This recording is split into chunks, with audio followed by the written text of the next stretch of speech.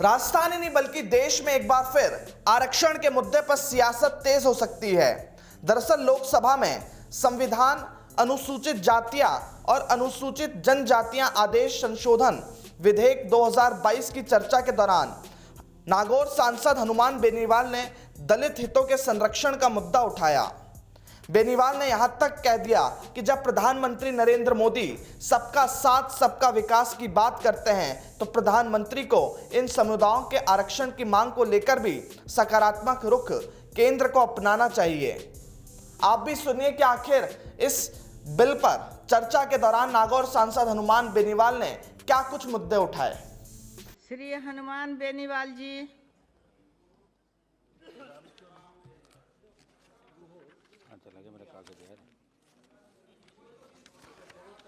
चालीस है 40।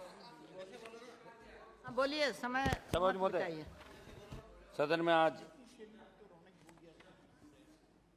संविधान एससी और एसटी आदेश दूसरा संशोधन विधेयक 2022 पर चर्चा हो रही है। मेरे से पूर्व विद्वान वक्ताओं ने अपनी बात रखी और करीब करीब जो इस बिल पे बोले सबने इस बिल का समर्थन किया। इस विधेयक के आने से उत्तर प्रदेश के गोंड, धुरिया, नाइक, ओझा और पथरा तथा राजगोंड जातियों को एसटी का दर्जा प्राप्त हो जाएगा। जो पहले नहीं वो तो वो इसी की उपजातियां सुनो इसके साथ आप अपना बोलिए, प्राइवेट इनका, ठीक है। इस संदर्भ में आपने पूरा पढ़ा नहीं साहब? नहीं पूरा इधर बोलिए, अपना बोलिए, नहीं तो टाइम खत्म हो जाएगा। इस संदर्भ में साथी सदस्यों ने विस्तार से अपने अपने विचार रखे। शब्द महोदय, आरक्षण को लेकर देश के अंदर मैं इस बिल में जो आप ये करें इसका तो समर्थन करता हूं, लेकिन आरक्षण को लेकर इस देश के अंदर बहुत से आंदोलन हुए। समय समय पे कई नौजवान पुलिस की गोलियों के शिकार हुए। चाहे हरियाणा का जाट आरक्षण आंदोलन देख लो आप, राजस्थान का गुर्जर आरक्षण आंदोलन, एक मिनट रुको साहब, पटेल आंदोलन गुजरात का, मराठा आंदोलन महाराष्ट्र का, लिंगायत कर्नाटक का और आंध्र में कापू जातियां इसके लिए लगातार संघर्ष करती रही।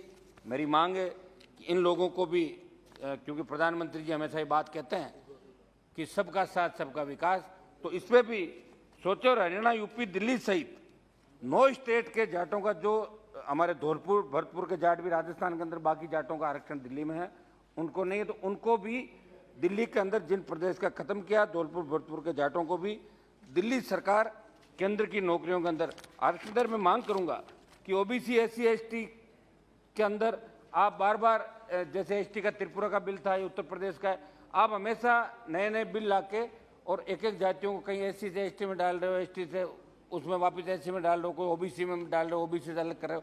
तो मेरा निवेदन है कि एक ऐसी कमेटी आप बनाएं जो एक ही साथ तमाम सर्वे करा के देश का कि किन किन जातियों को कहाँ कहाँ आपको रखना है। इससे सदन का समय भी खराब नहीं होगा। और आप जब सरकार के अंदर आए थे तो हमेशा एक बात कही थी, जब एनडीए की सरकार बनी, कि यूपीए का समय जो फालतू के बिल लाए, कानून लाला के जो रिकॉर्ड बनाए थे, उनको खत्म करेंगे, रिपील करेंगे। ये बात आपने कही। तो मेरा ये निवेदन है कि ऐसी कमेटी बना के तमाम देश का सर्वे कराकर आपको ये करना चाहिए। इस बिल का मैं समर्थन कर रहा हूँ। शब्द महोदय, समाज के कमजोर वर्गों में सबसे प्रतिकूल स्थिति अनुसूचित जातियों, अनुसूचित जनजातियों की, और संविधान में इन जातियों के बहुमुखी विकास को सुनिश्चित करने, उनकी सभी प्रकार के शोषण से रक्षा करने के लिए प्रावधान बनाए हुए। बावजूद इसके जो स्थिति इन वर्गों के, उस पर इस सदन को चिंतन मनन करने की जरूरत है। और मैं बात इसलिए बोल रहा हूँ कि आज देश आज़ादी का अमृत महोत्सव मना रहा है और दलित वर्ग देश के विभिन्न हिस्सों में समानता के लिए संघर्ष कर तमाम कानूनों के बावजूद दलितों पर बढ़ते अत्याचार की घटनाओं में कोई कमी नहीं आ रही है। समझ मुझे आज भी जनजातीय समुदायों का एक बहुत बड़ा वर्ग निरक्षर है, जिससे आम बोलचाल की भाषा को समझना नहीं पाती। सरकार को कौन कौन सी योजना इन तबकों के लिए इसकी जानकारी तक इनको नहीं हो पाती, जो इनके सामाजिक रूप से पिछड़ेपन का सबसे बड़ा कारण। समझ मुझे एक आध मिनट मेरी बात समाप्त कर रहा हूँ।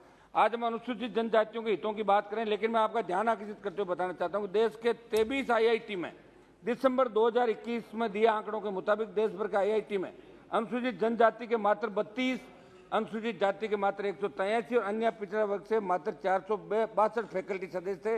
विभिन्न मंत्रालयों विभागों में 31 दिसंबर 2020 तक अनुसूचित जनजाति और अन्य पिछड़ा वर्ग ओबीसी के लिए 34,000 से अधिक पद खाली पड़े।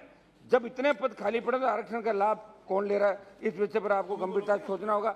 सबद मध्य राष्ट्रीय सांख्यिकी कार्यालय एनएसओ द्वारा तैयार किए गए ग्रामीण भारत में कृषक परिवारों की स्थिति और परिवारों की भूमि पशुधन तथ्यों का मूल्यांकन 2019 सर्वे करवाया था, जिसमें आंकड़ा है कि देश के 17.24 करोड़ ग्रामीण परिवारों में से 44.4% परिवार अन्य पिछड़ा वर्ग ओबीसी, 21.6 अनुसूचित जाति, 12.3% अनुसूचित जनजाति के। इसी सर्वे में दर्शाया कि एक कृषि परिवार हर महीने औसतन मेज 218 रुपए 218 रुपए कमा पाता है।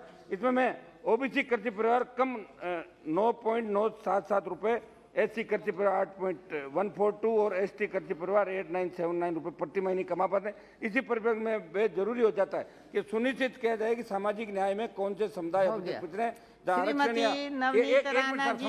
सभापति जी एक मिनट का टाइम दे सर, 1 मिनट में कुछ मेरे पॉइंट आउट रख देता हूँ, 1 मिनट साहब है ना।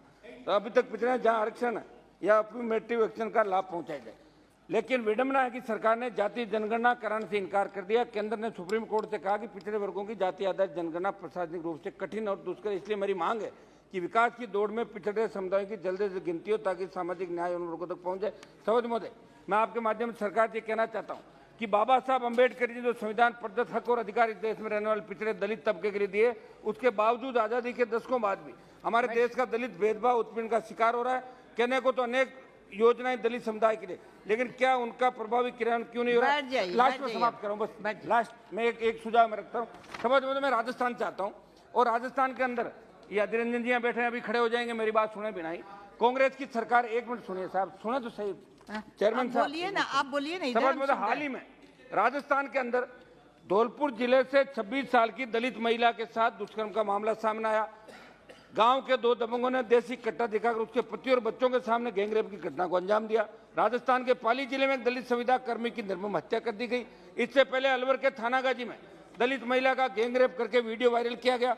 जो अलवर जिले में मूक बधिर बालिका के साथ जो घिनौना करते हुआ वो पूरे देश के सामने आया, और ऐसे अनेक प्रकरण है जिससे राजस्थान को हर रोज शर्मसार होना पड़ रहा है।